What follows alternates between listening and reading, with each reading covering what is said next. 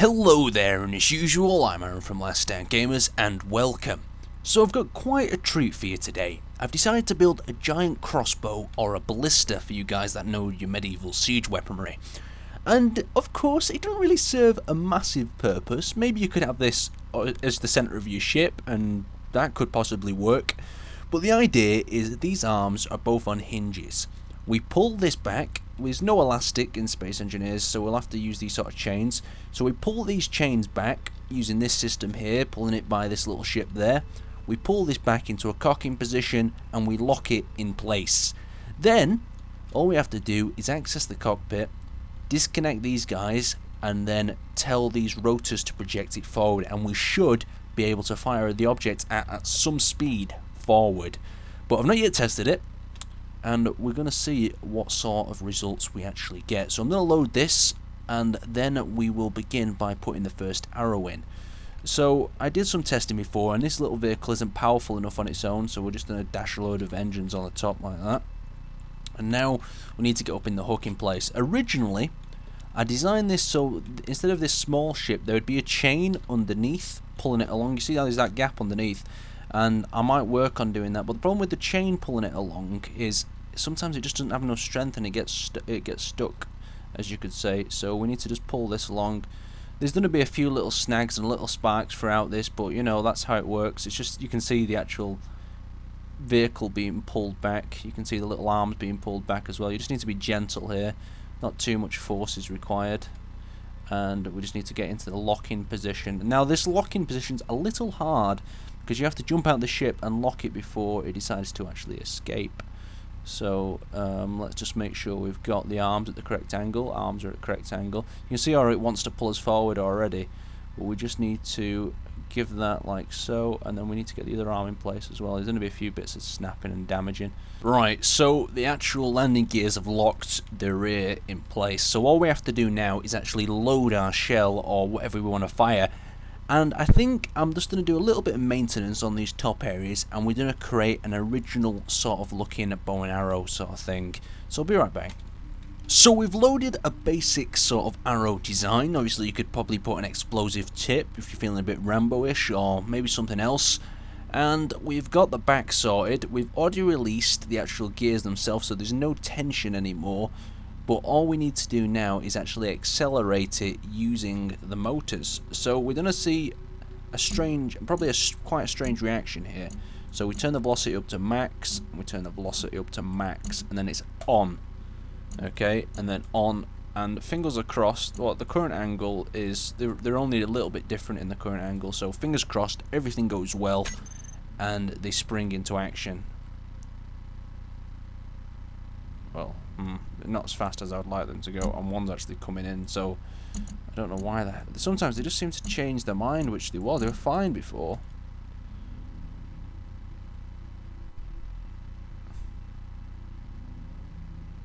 Come on, get the assembly going.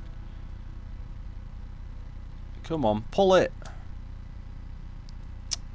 Hopeless, absolutely hopeless. You think something that simple could work, wouldn't you?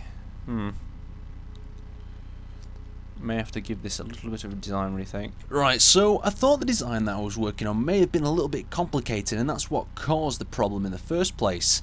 And there is some strange physics in this game affecting this object. Like, for some reason this one pulls stronger than this one, even though there doesn't seem to be too much of a difference in the actual setup of them. Yeah, they're pretty much exactly the same. But I'll just show you anyway.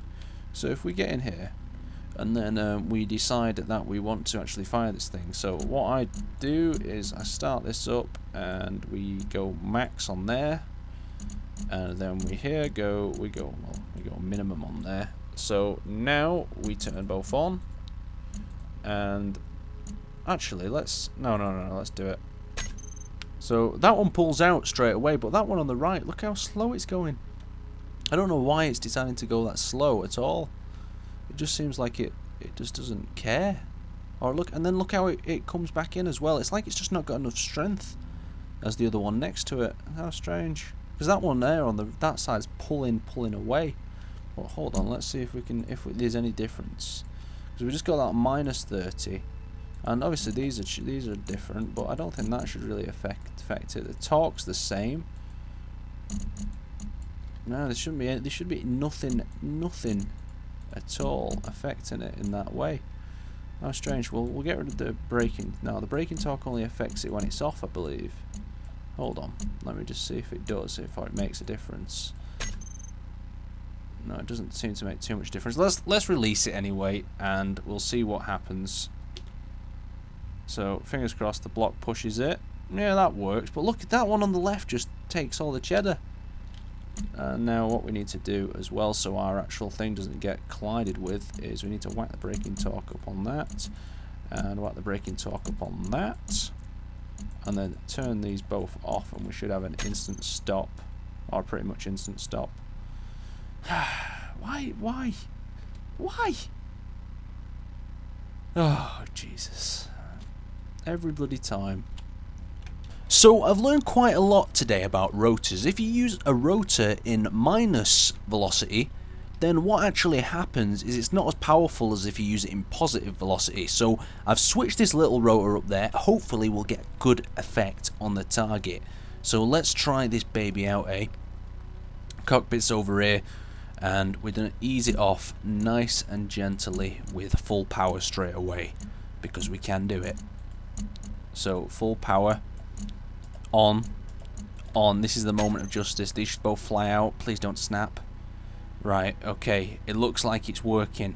Looks like we're getting the tension we need. Now we just release. Okay, better. Much better. Okay, we need to definitely fix that second part. Yes, we're getting somewhere though. That is important. So I've drawn myself a little bit of a target for the next test. It's that guest at a party that just goes a little bit too far. So we've got the rocket, well, arrow, prepped again to fire. I'm going to try it a little bit different. I'm going to put an explosive tip on the end. This may backfire horribly and destroy this whole thing. To fix this thing actually spinning around and hitting itself, what I'm going to do is turn it off as soon as it's reached this point, and fingers crossed it won't blow up. But you know me. So let's get back in this thing and fire at that guy over there. He's just asking for it. He's just asking for it. Right. So the first thing we need to do is power up our rotor. So on, velocity up. On, velocity up. Very nicely done. Right. So we're going to turn these off and use our braking. So let's wish me luck, guys. So the catapult is in tension mode. And 3, 2, 1. Yeah, there we go. Rocket is away. And now we need to press K quickly. Turn these bad boys off. And they should stay stationary. Oh no, it didn't work. Oh no. The accuracy of this thing's terrible. Oh no. Oh, look at that. It was like someone that thing jumped out of nowhere and tried to save him. Right, we can't let him survive. Hang on. Something went through his hand anyway, but never mind, we're going to try again. Right, so I've just added a few gyroscopes, hoping this one that will fly like a dream, and that guy will get what he deserves. So, fingers crossed once again. So get in, prep this thing up. There we go. I can imagine some spinning noise of. Oh, we need to turn the engines on. That's a good point. On. Is that on? Right. Nothing's happening. Oh, nothing's happening because velocity's not been done. There we go. Right. I can just imagine some sort of spinning noise as this happens, like. I was thinking of also another weapon, maybe with a wheel in the middle that throws it over, like a lot of medieval weaponry. Anyway, let's release this thing, and hopefully the gyroscopes will help stabilize it. So, there we go. Oh, this one looks good, this one. Right, okay. Now we need to stop these guys. Turn off. Turn off. Oh, yes, that's worked perfectly. Oh, look at this. Beautiful. Absolutely beautiful. Oh, and you have no face, my friend. Oh, look at that. Just cruises on through. It just cruises on through. Now, I don't know about you guys. It took a lot of effort to get this thing working, and there's no real practical application to it. But it does look like you could reload that. It's not broken. That could be reloaded. Should we try reloading it? Let's try reloading it, shall we? Have we got a ship quickly around? Here's one. These ones with the big engines are the ones for reloading. So, grab this thing, and let's get this baby reloaded. Let's see what a reload time can be. So I'm going to cheat and probably use copy and paste to actually get a shell in, but you know. Right. Come on. Select, please. Can I please have control? Okay, that was not what I wanted to achieve. There we, oh no. There we go. We've got control. Right, I'm pulling it back. Pulling it back. Want to be gentle, but I don't need to be too gentle. Okay, we just need to bring it back into the cocking mechanism here. And then once it's back in here, that means it'll basically be ready to fire. Right, so I've just loaded it really quickly, and I timed it, and it took me 2 attempts, so it was about, well, just under a minute to reload the thing completely. But now we've got to jab this arrow in, and I doubt on multiplayer you'll have copy and paste, so you'd have to build some sort of feed tray on top where you could just drop these down perhaps, or use maybe one of the little machines. So it's really easy to reload this actually. This is what I'm so proud about, the ease of reload, because all you have to do is literally you get one in place here, like so, and you just want to make sure it's not going to be hit by any of them, and then you place, and now we're ready to fire again.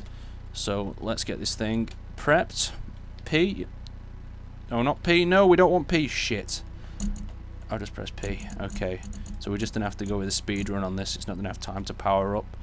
And we'll just have to see how well it can do on one of these. Oh, look at this. This is perfection. This now. Oh no, I forgot.